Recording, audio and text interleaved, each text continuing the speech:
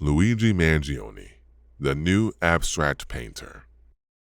There is an odd parallel between what is written about effective counterinsurgency and what was discovered about the individual human mind.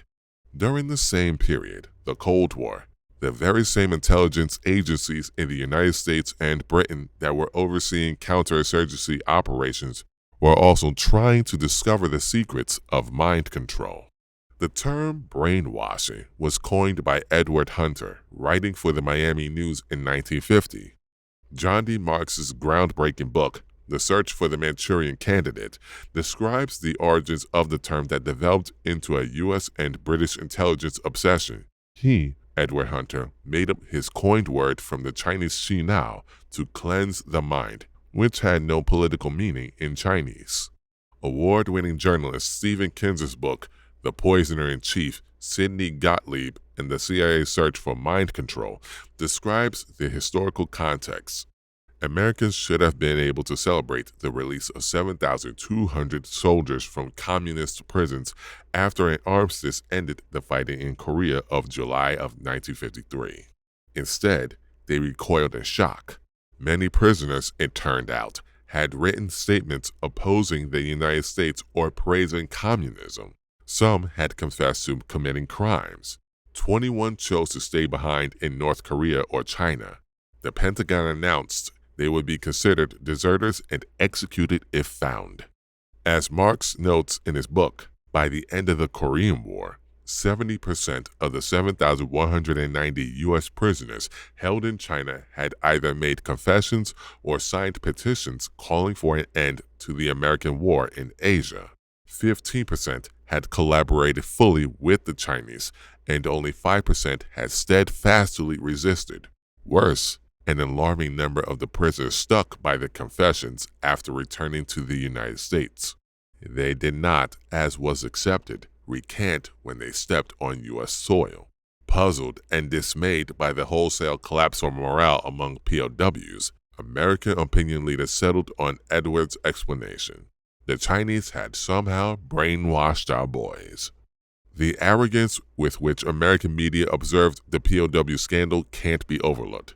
The reality is that the United States did indeed commit massive war crimes against the Korean people. The work of Bruce Cummings and other Korea scholars very well confirms that.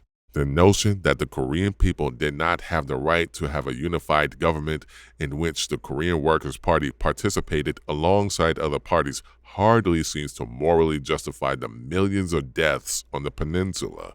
The United States famously threatened to drop atomic bombs on China at one point during the war, and every building above 1 story tall in the northern half of Korea was destroyed. The idea that captured soldiers, seeing this from another angle, might, after being taken prisoner, apologize and denounce the war they had been sent to fight isn't hard to imagine without a huge dose of anti-communist assumptions. However, in the atmosphere of McCarthyism, the notion that some of the GIs may have been horrified by what they were ordered to do could not be entertained. Neither could the notion that any of the arguments the Chinese or Korean captors were logically convincing. Kinzer noted the media response and the atmosphere that led to decades of CIA research. Newsweek described them, the American POWs, as shifty-eyed and groveling, and said they had betrayed their country in exchange for better treatment because they had fallen in love with Asian women or because of the appeal of homosexualism. Several commentators warned they represented the weakening of American masculinity and the replacement by a generation of pampered kids and mama's boys. Beyond the nation's spiritual decline and the feminization of its men, another theory emerged: brainwashing. Regardless, the result was CIA Project Bluebird, which eventually became MKUltra, which eventually became Artichoke. All of it was the U.S. intelligence community trying to figure out how the Chinese and Soviet communists were able to brainwash people and then develop their own methods for doing it. Stephen Kinzer describes the project as a kind of tragic comedy in which attempts to recreate what had been seen in horror movies and TV programs resulted in the CIA harming a lot of innocent people. Kinzer writes, two traumatic historical episodes, the testimony of Cardinal Mindszenty during his 1949 trial in Hungary and the behavior of American prisoners in Korea several years later, convinced senior CIA officers that communists had discovered the key to mind control. The stories they imbibed as children and adults made those fears seem real. Lost in the blurry borderland between the fantasy and truth of mind control, they could not bring themselves to recognize the fantasy as the product of creative imagination.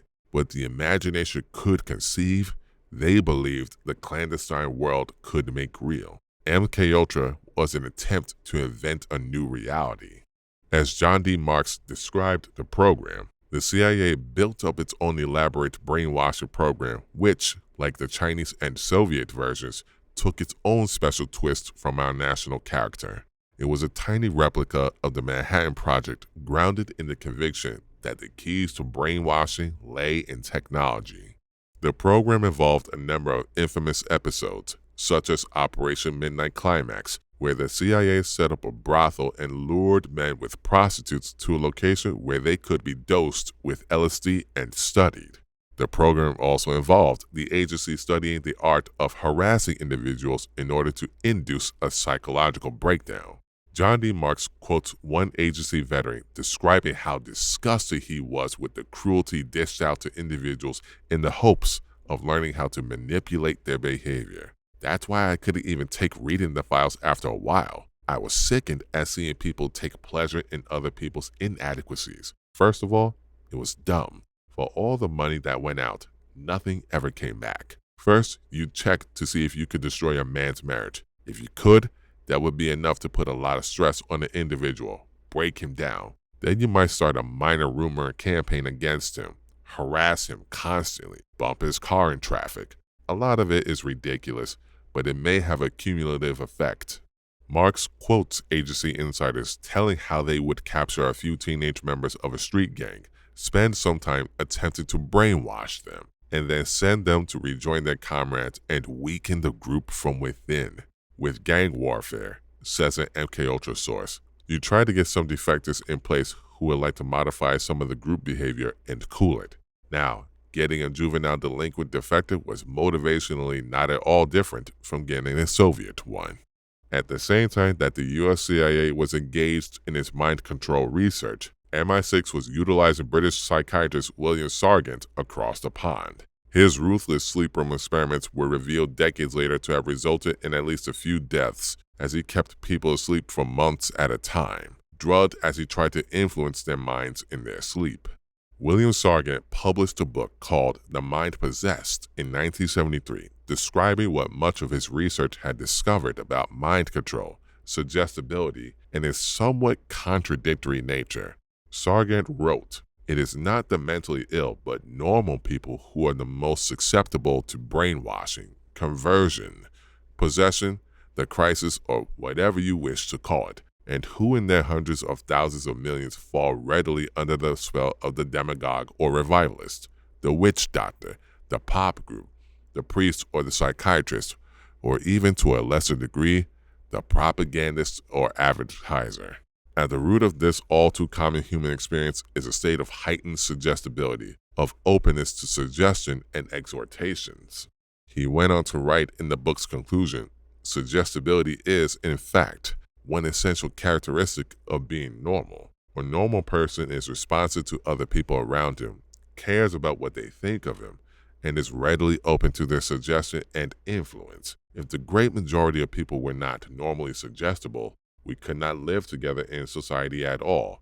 We could not collaborate in any undertaking. The originators of new ideas and the founders of new systems are rarely themselves normal people. If they were, they would drop their new notions comparatively quickly in the face of the hostility of their fellows. The schizophrenic and schizoid thinker is the most immune of all to outside influences dominating his ideas. His ideas come most often from inside himself and may be the product of hallucinations, delusions, and other abnormal thought processes which he experiences and which he tries to explain on the basis of further delusional thinking. During the war, schizophrenics were rarely upset by bombing, for instance, being far too preoccupied with their own inner turmoils and worries. Sargent did conclude that if you wanted someone to have a dramatic political or religious conversion, it was necessary to put them under stress.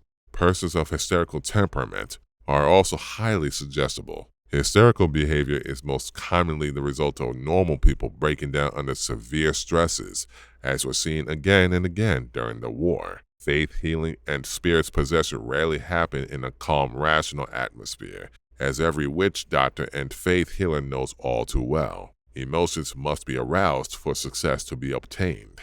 Beyond these observations on suggestibility, the CIA had roughly the same lack of real discoveries in its mind control research as MI6 did with Sargent, though John D. Marks quotes agency veterans describing results that clearly required some rather horrific methods. He wrote, "By the time MKUltra ended in 1963, agency researchers had found no foolproof way to brainwash another person. All experiments beyond a certain point always failed," says the MKUltra veteran, because the subject jerked himself back for some reason or the subject got amnesiac or catatonic.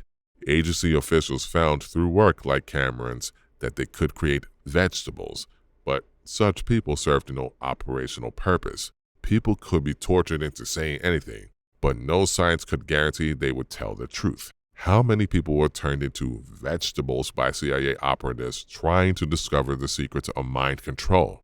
How many were tortured? The bulk of the program's records were destroyed before MKUltra became public in the late 1970s, so we will never know. Lassitude as a mechanism of control. It is widely understood that CIA research spread LSD onto college campuses during the 1960s, contributing to the rise of drug culture, and this is largely undisputed. The CIA was paying college students and prisoners to take LSD in order to study its effects. Some intellectuals seem to have enjoyed the experience, decided to keep using it, and even recruited their friends. The CIA was thoroughly disappointed in its hope that LSD could be used as a mind control drug. However, as John D. Marks quotes intelligence officials noting in Search for the Manchurian Candidate, the drug had another effect that proved very useful. This CIA veteran describes all the colors of the rainbow growing out of the cracks in the sidewalk.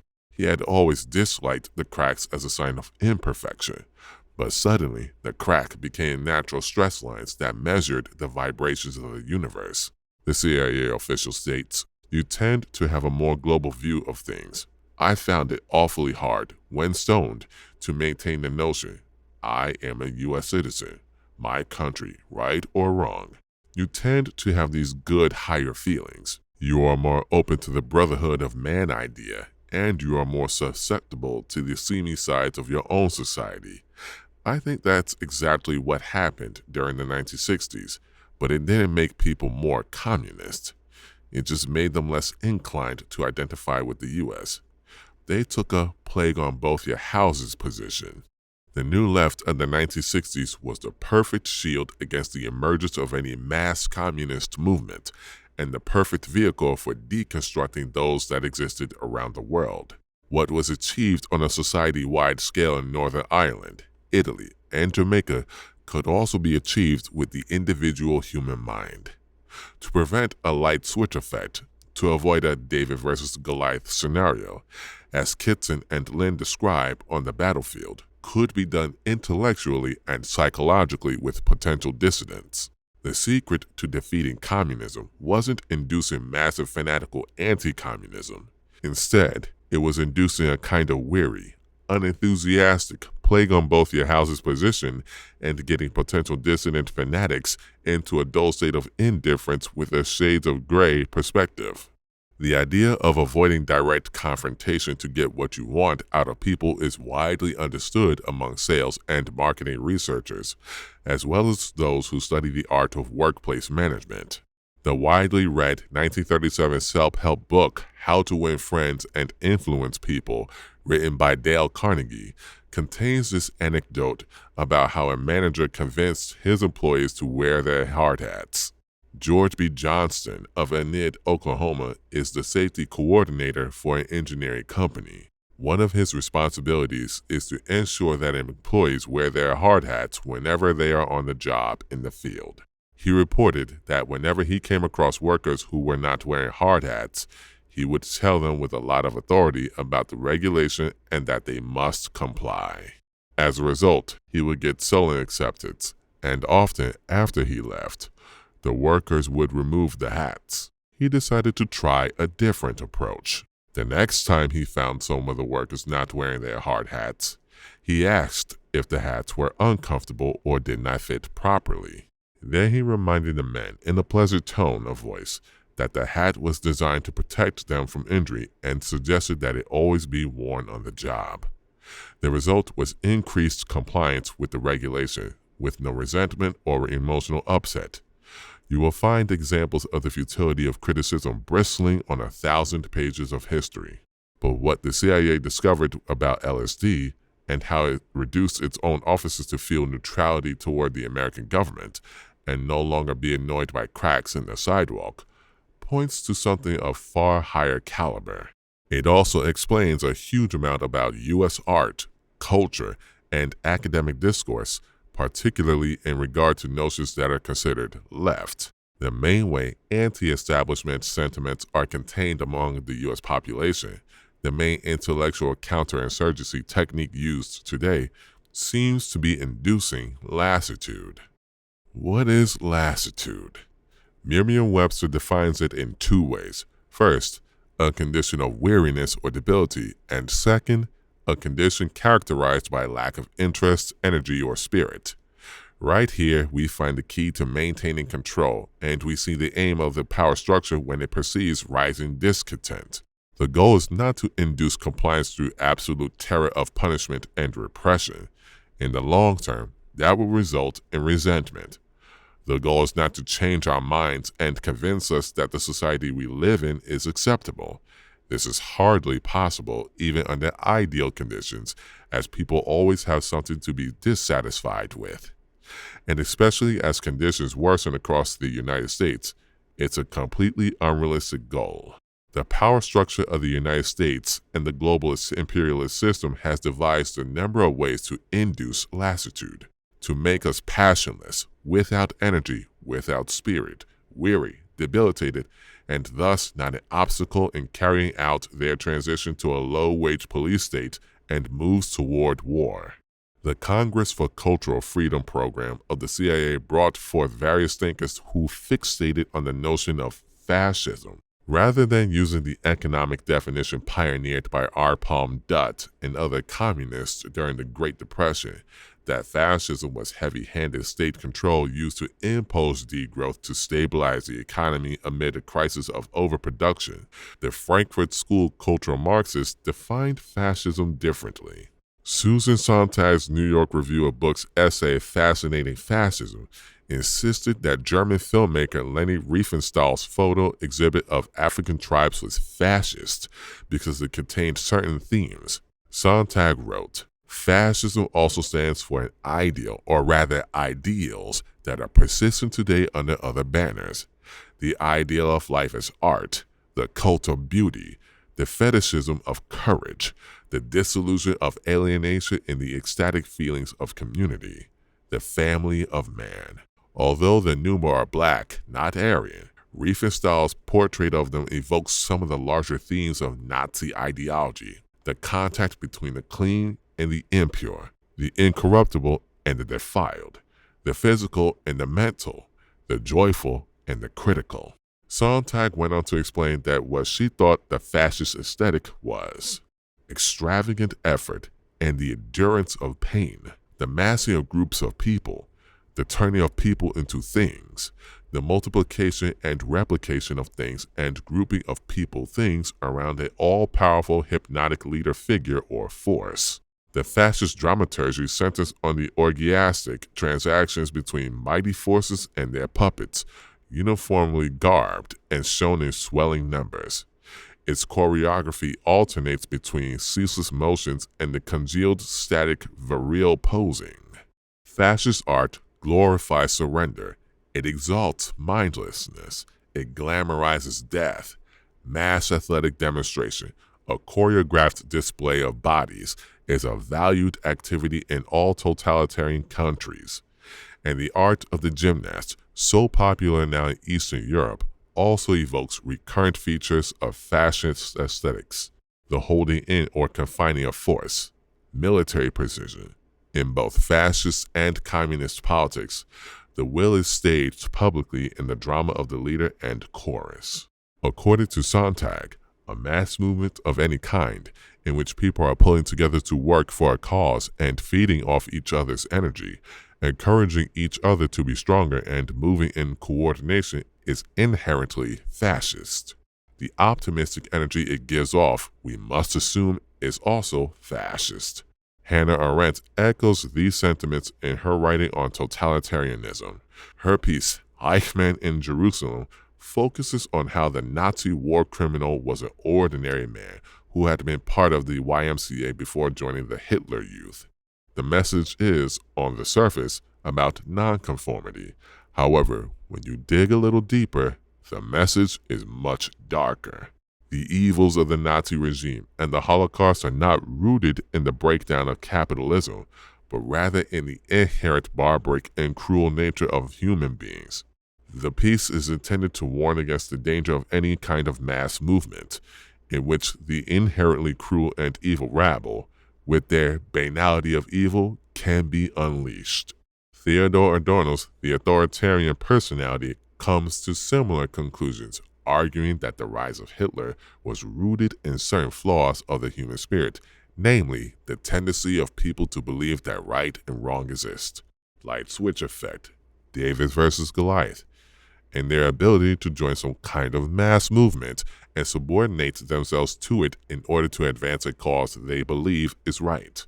The underlying message of all the New Left intellectuals promoted by the CIA, with their work published in Partisan Review, Paris Review, Der Monat, and Encounter, magazines subsidized by the CIA's Congress for Cultural Freedom program, is that passion, mass movements, and belief in truth are very dangerous. From the perspective of the CIA-funded New Left, the ideal state of being is lassitude.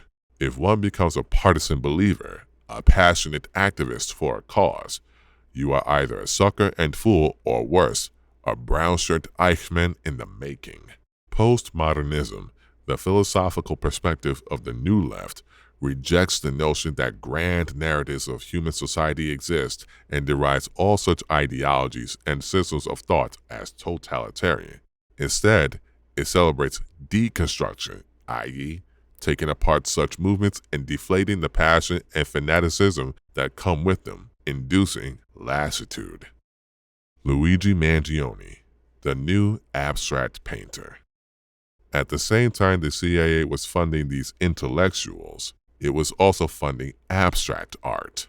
The CIA intentionally worked to counter social realism with abstract expressionism.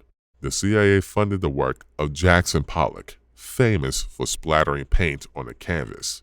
Michael Newberry, who has taught at Otis College of Art and Design, writes, the CIA and CCF used museums, philanthropists, foundations, magazines, both popular and literary, artists, musicians, critics, and intellectuals for their propaganda. Their stated aim was to win the cultural Cold War against the USSR. Anything that was anti-communist was unimpeachable. Their idea was to promote new American art, literature, and music with the slant that it represented freedom. This art, specifically abstract art, broke fundamentally with European and Russian art. The CIA's intellectuals might not have known that they were subverting humanity by rejecting the cultural values of Western civilization. There are films of Pollock splashing and dripping paint without any hesitation on a canvas laid flat on the ground. I remember watching one of these films as an 8 or 9-year-old child in elementary school, an indoctrination that still makes me sick. Some have equated this to vomiting, but don't laugh or dismiss this statement, as there are contemporary and postmodern artists who swallowed colored liquid and then literally vomited on canvases, consequently bypassing all aesthetic knowledge, emotion, and perception. The CIA psyop behind promoting Pollock was to send the message that genius is a blustery, nihilistic, crazed artist who is compelled to do senseless acts. They succeeded in confusing the hell out of the general public by undermining their sense that art should be noble and inspiring. The CIA knew and was threatened by the knowledge that real art was the linchpin that empowers humans to feel the full power of their combined senses, thoughts, and emotions. Their evil psyop was to convince people that passion without reason or reality is genius. The bigger the farce, the more they can get away with. Through using abstract art, the CIA would drive a psychological wedge through the soul of not only Americans, but humanity as well. A Harvard-educated art blogger named Nancy Hills gives us a defense of Jackson Pollock and similar abstract art, which she admits is ugly. She writes, "I believe ugly paintings threaten us because they're unfamiliar, unruly, and emerge unbidden without our consent. They subvert our need for control. It's like experiencing a mutation causing unforeseeable consequences. They're unpredictable, unfamiliar, unrecognizable, and different than our recent work." In essence, Nancy Hills and Michael Newberry agree. Abstract art makes us feel scattered, lost, not in control, defeated, and unable to change the world around us. Abstract art puts us in a negative, defeated place of feeling disempowered. While at first we may panic if such an emotional state is induced or feel angrily insulted, after a while we accept it. The long-term result of feeling unbidden without a consent, experiencing a mutation, and having a need for control subverted for an extended period is a feeling of being psychologically defeated and bitterly accepting it, lassitude.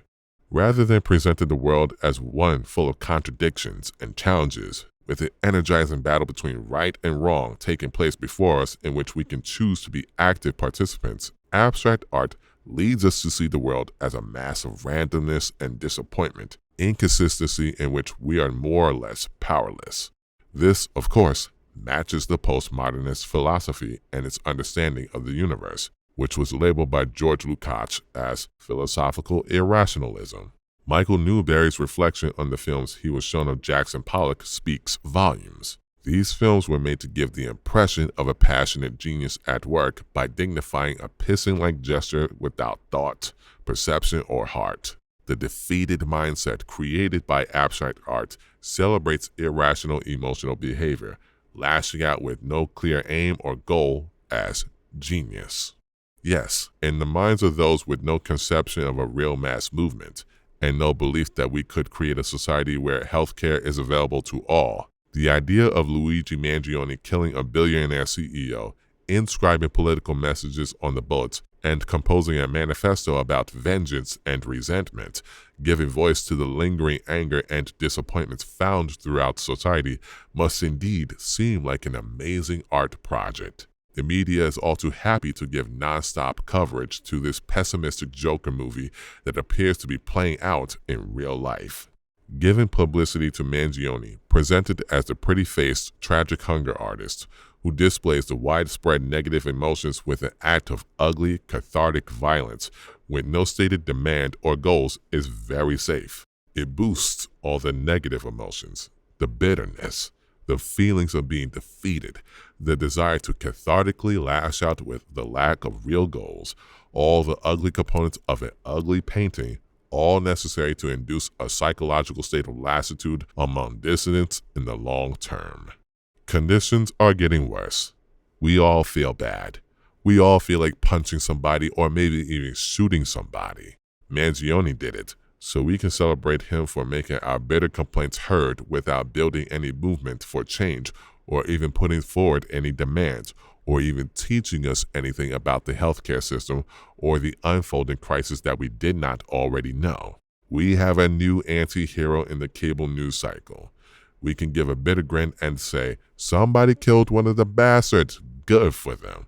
We can then go back to observing the negativity all around us, feeling completely powerless, and resuming our usual state of lassitude.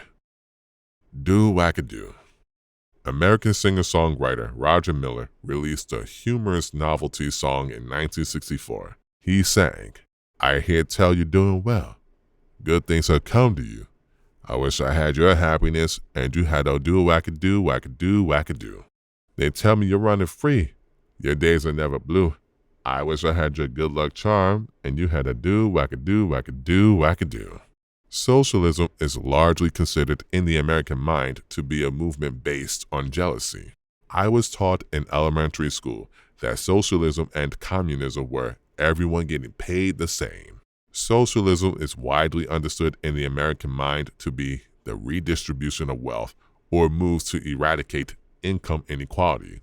It is not surprising that in a culture that values hard work, social mobility, and individual initiative, it is viewed in a very negative light. However, if one reads the work of Karl Marx or even other socialist thinkers who preceded him, one will not find calls for equality of income. On the contrary, one will instead find calls for rational planning and centralization of the means of production for the purpose of greatly expanding the productive forces. The Communist Manifesto, for example, never calls for equality of wages or redistribution of income beyond vague references to an income tax system. The communist revolution is described by Marx this way. We have seen above that the first step in the revolution by the working class is to raise the proletariat to the position of ruling class to win the battle of democracy. The proletariat will use its political supremacy to wrest by degrees all capital from the bourgeoisie, to centralize all instruments of production in the hands of the state, i.e. of the proletariat organized as the ruling class, and to increase the total of productive forces as rapidly as possible. The problem with capitalism, Marx explains, is that it is unable to sustain increased living standards and instead creates frequent gluts, where poverty is created by abundance. It is enough to mention the commercial crises that by their periodical return put the existence of the entire bourgeois society on its trial, each time more threateningly. In these crises, a great part not only of the existing products but also the previously created productive forces are periodically destroyed. In these crises, there breaks out an epidemic that, in all earlier epochs, would have seemed an absurdity: the epidemic of overproduction. Society suddenly finds itself put back into a state of momentary barbarism. It appears as if a famine, a universal war of devastation, had cut off the supply of every means of subsistence. Industry and commerce seem to be destroyed. And why? Because there is too much civilization, too much means of subsistence, too much industry, too much commerce. The productive forces at the disposal of society no longer tend to further the development of the conditions of bourgeois property. On the contrary, they have become too powerful for these conditions, by which they are fettered, and so soon as they overcome these fetters, they bring disorder into the whole of bourgeois society, endanger the existence of bourgeois property. The conditions of bourgeois society are too narrow to comprise the wealth created by them. And how does the bourgeoisie get over these crises? By enforced destruction of a mass of productive forces. On the other, by the conquest of new markets, and by the more through exploitation of the old ones. That is to say, by paving the way for more extensive and more destructive crises, and by diminishing the means whereby crises are prevented. The idea, according to Marx, is that once the means of production are centralized, economic growth can continue without any restrictions as technology advances. The level of wealth and abundance in society can greatly increase. As Engels puts it in Socialism, Utopian and Scientific, but when once their nature is understood, they can, in the hands of the producers working together, be transformed from master demons into willing servants. The difference is as that between the destructive force of electricity in the lightning in the storm, and electricity under command in the telegraph and the voltaic arc, the difference between a conflagration and fire working in the service of man. With this recognition, at last, of the real nature of the productive forces of today, The social anarchy of production gives place to a social regulation of production upon a definite plan, according to the needs of the community and of each individual.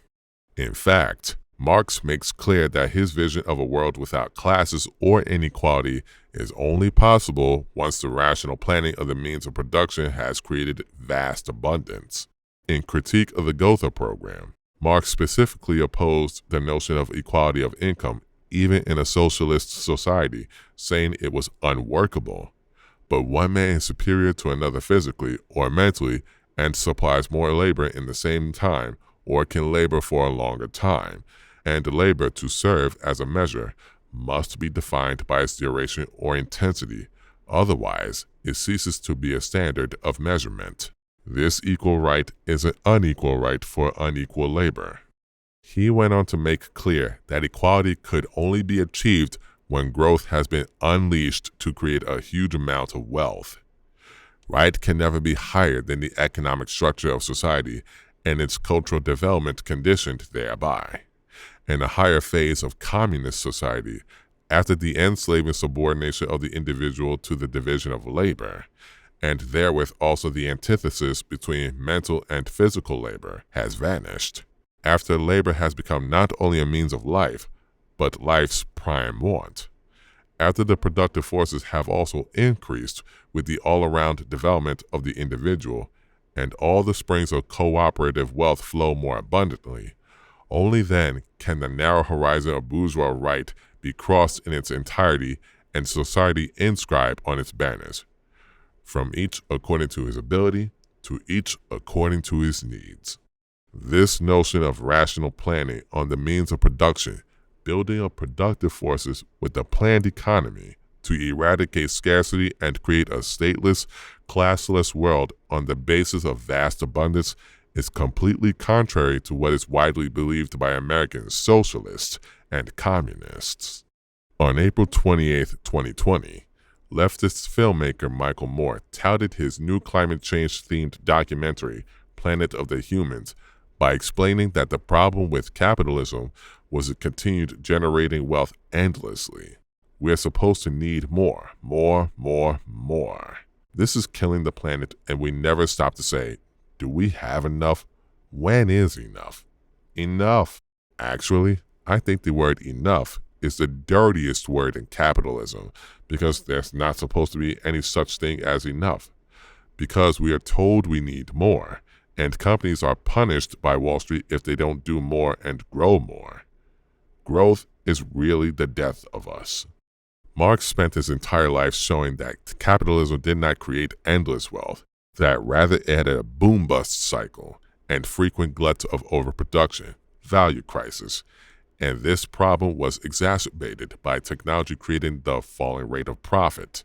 All of this necessitated centralization and rational planning of the means of production so growth and technological advancement could move ahead, no longer restrained by the irrationality of the market.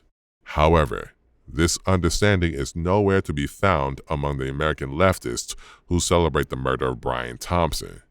In their worldview, capitalism is greed and wanting more, and this is an inherent flaw in humanity. These are not the views of Marx or any of the 20th century communist governments. The entire purpose of their 5-year plans and mass industrialization campaigns was to create economic growth. The Communist Party of China obsesses over economic growth and has raised 800 million people from poverty and created the second largest economy on earth. As Dugan explained in The Last War of the World Island, starting in the 1970s, communist groups began to function as caricatures of themselves, repeating stereotyped propaganda cliches assigned to them by their enemies and functioning in opposition to actual socialist planning in the USSR and China, while serving the Atlanticist international order. Instead of strengthening its influence in the global leftist movement according to geopolitical interests, the USSR adopted those propaganda cliches that had been implanted into this movement by the pro-capitalist bourgeoisie powers interested in weakening the civilization of the land and strengthening the sea civilization. The representatives of the Fourth International, the Trotskyists, played a special role in this.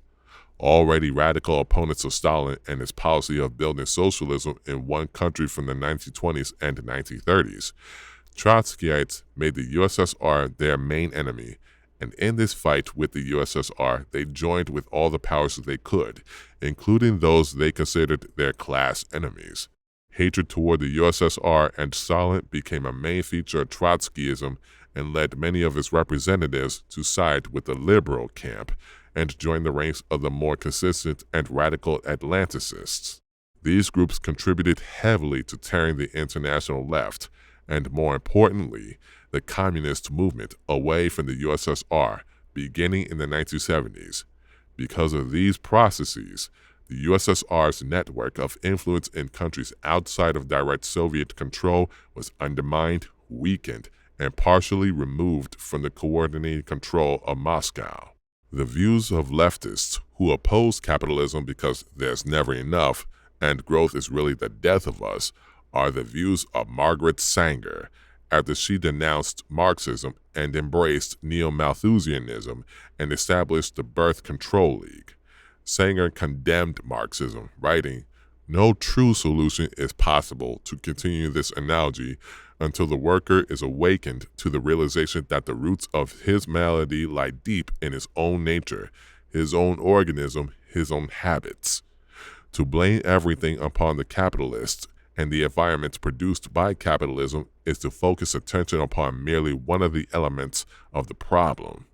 The Marxian too often forgets that before there was a capitalist, there was exercised the unlimited reproductive activity of mankind, which produced the first overcrowding, the first want. This goaded humanity into its industrial frenzy, into welfare and theft and slavery. Capitalism has not created the lamentable state of affairs in which the world now finds itself.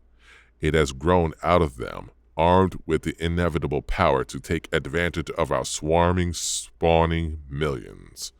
These ideas that Margaret Sanger and her wealthy financiers, who sponsored the Birth Control League, put forward in opposition to Marxism, have become synonymous with Marxism, socialism, communism, and leftism in the public mind. Furthermore, these ideas do not oppose capitalism, they oppose growth. They oppose the expansion of the population, the increasing of consumption, the raising of living standards, etc. If growth is bad, we should, of course, embrace lassitude. And why not be bitter at individual wealthy CEOs with lots of money? After all, in this limited resources worldview, wealth and the creation of wealth is inherently bad. The anti-growth, anti-human, bitter, envious, vengeance-oriented, and overall pessimistic mindset is not going to lead a person to live a fruitful, happy, or prosperous life.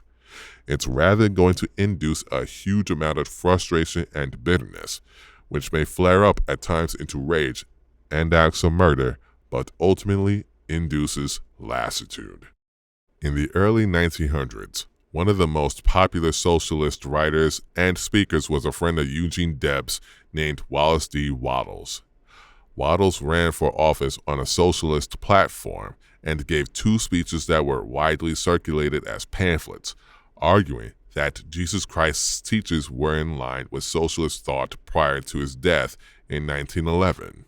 Wattles was a Christian socialist and a friend of Eugene V. Debs, as well as a significant contributor to the New Thought movement, a philosophy that emphasized the power of thought, personal growth, and spiritual principles to achieve success. Long before Norman Vincent Peale wrote about the power of positive thinking, Wallace Wattles introduced these ideas in The Science of Getting Rich, a seminal work that remains influential today. In his book, which emphasized the importance of maintaining an optimistic and growth-oriented perspective, he said in very socialistic terms that the road to happiness and success lies in cultivating the very opposite mindset one finds in modern leftists. He wrote, "A seed dropped into the ground springs into activity, and in the act of living produces 100 more seeds. Life by itself multiplies itself. It is forever becoming more. It must do so if it continues to be at all.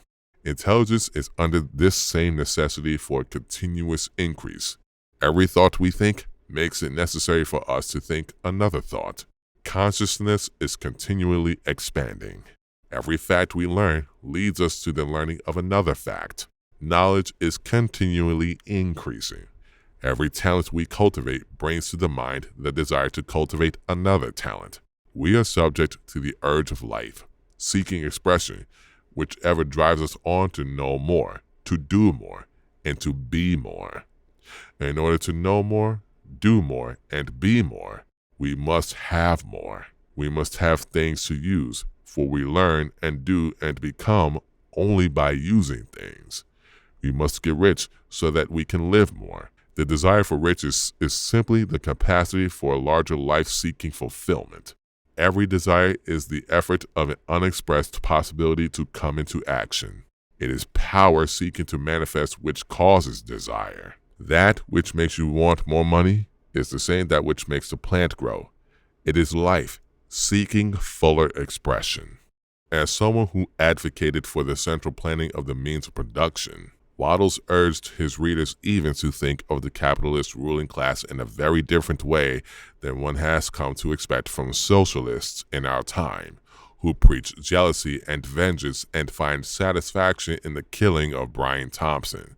He wrote, "Men of the plutocratic type, who become very rich, do so sometimes purely by their extraordinary ability on the plane of competition, and sometimes they unconsciously relate themselves to substance in its great purposes and movements for the general racial upbuilding through industrial evolution.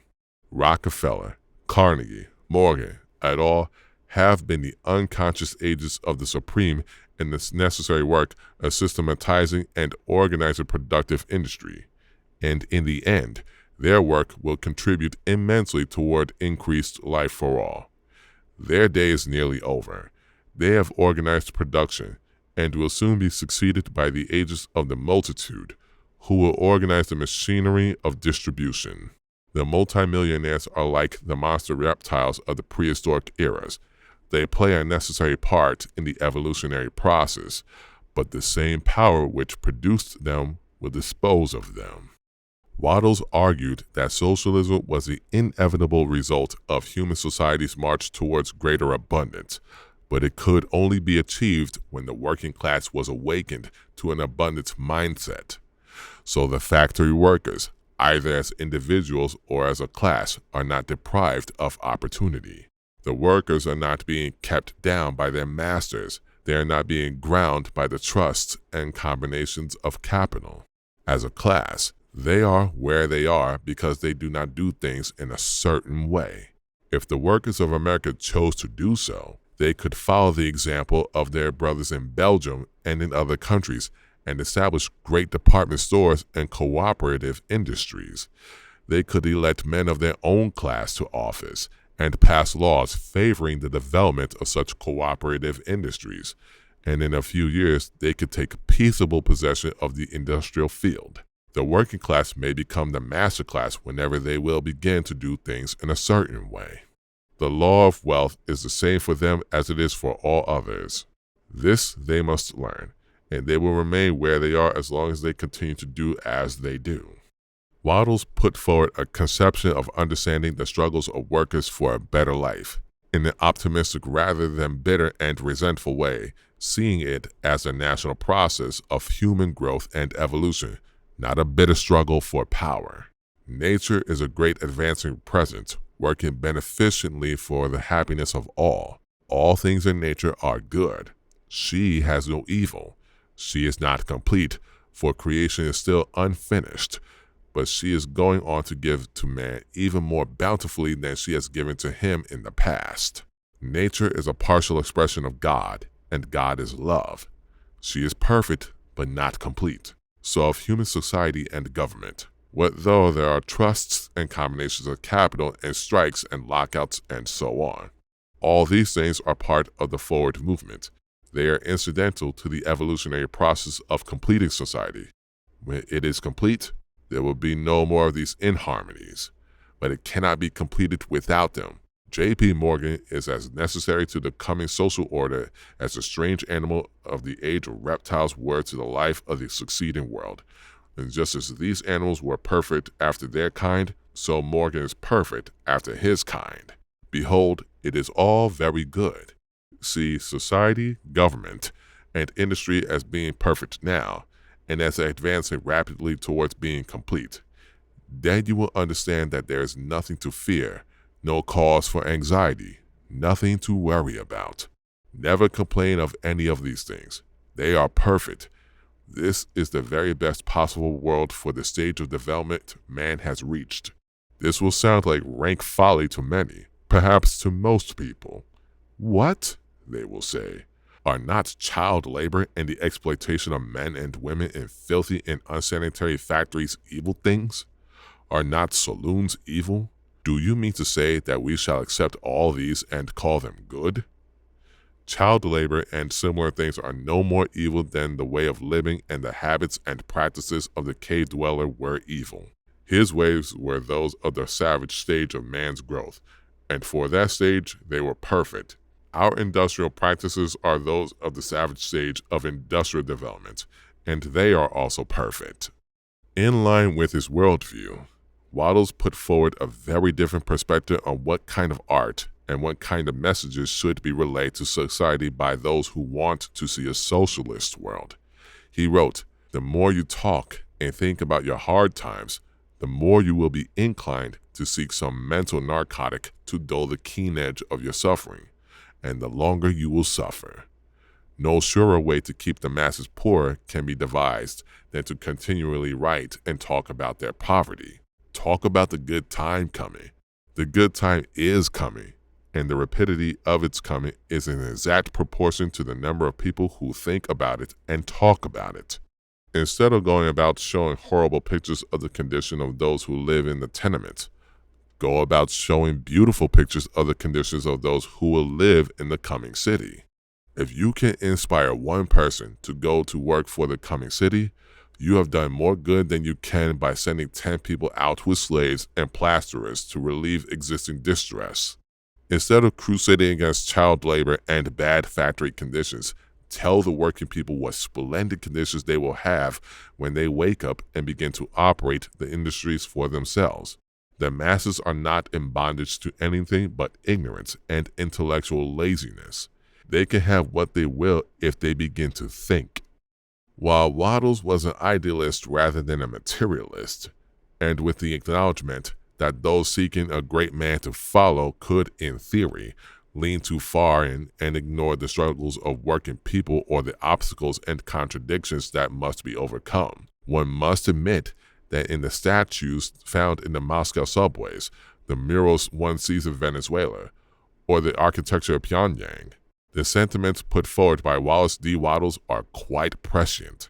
In the artistic school, the CIA looked to push against with abstract expressionism.